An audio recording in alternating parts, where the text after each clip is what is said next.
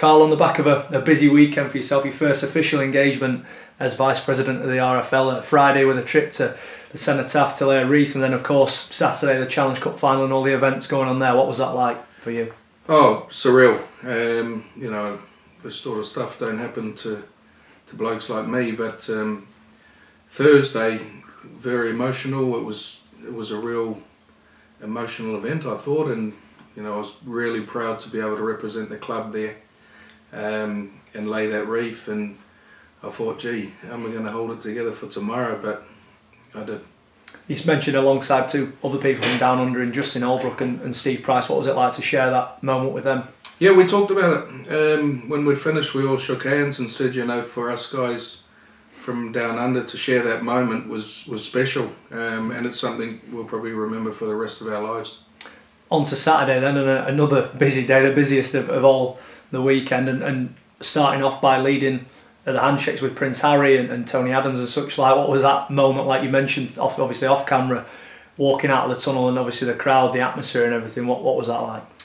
Yeah, crazy. Again, I'd had 4 semi-finals for Wembley, and I always knew one day I'd walk out on a match day. So not as a player, but again, immensely proud to represent Doncaster Rugby League, Club Doncaster, Doncaster as a whole, and my family.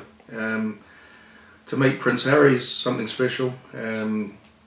Smashing bloke, knew quite a lot about the game, which was good, and he got into it as well. So we had a couple of good conversations while the game was on, and you know, just a real genuine man, and you know, really honoured to meet him.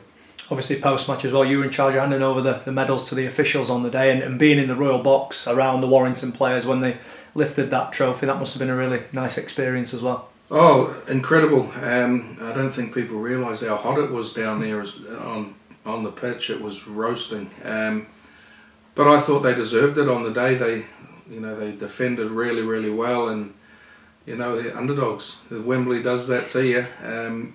But it was a cracking game, I thought, and you know, well done to them. But something that, you know, the whole weekend is something that I'm privileged. You know, I never in a million years thought something like that would happen to me, and you know, I'm really grateful for it. And you know, I can't thank everyone at the RFL and the club. If it wasn't for this club, you know, I probably wouldn't get this vice presidency. So, you know, I'm grateful for it, and you know, hopefully I can represent Doncaster at many more events.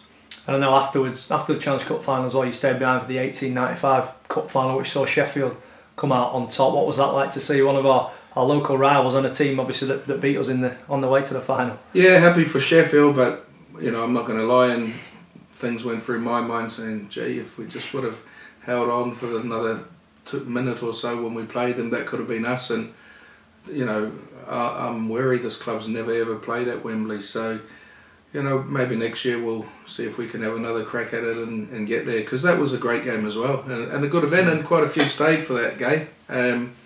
So congratulations to Sheffield, and you know, well deserved. It does show as well, doesn't it, a unique competition brought in, but it shows that it's a chance for the lower league clubs to get to Wembley as well, and a rare chance that you're ever going to get there given the strength in teams in the Challenge Cup these days. Yeah, if you've seen after the final whistle, the elation on the players, and it was a proper cup final. So, you know, you don't get them every day, and to play at Wembley, the big stadium, is a great occasion. So, you know, I think that'll take off even more, the 1895 Cup as well, because you could see how happy the players were after, and the celebrations after, and so it was great, you know, and to walk up the stairs and get your cup, it's what finals should be like.